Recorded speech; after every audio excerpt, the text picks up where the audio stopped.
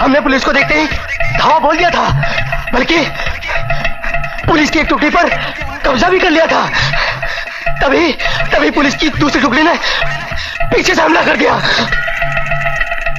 मैं बहुत मुश्किल से अपनी जान बचाकर घर पहुंचा हूं। शाका जरूर पकड़ा जाएगा,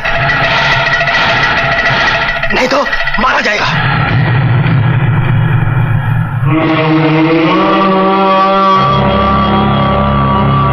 बहुत अच्छा किया जो तू भाग आया,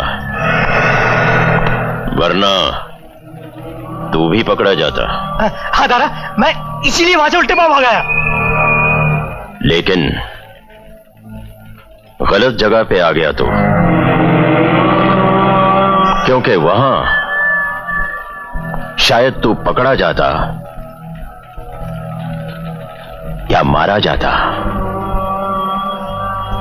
लेकिन यहां तो 100% मारा ही जाएगा। तारा, नहीं।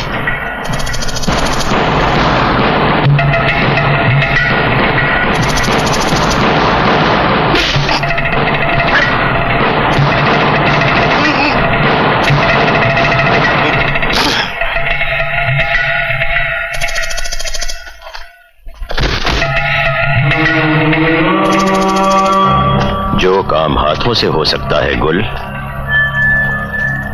उसके लिए हथियार क्यों? लेकिन शाका का क्या होगा दारा?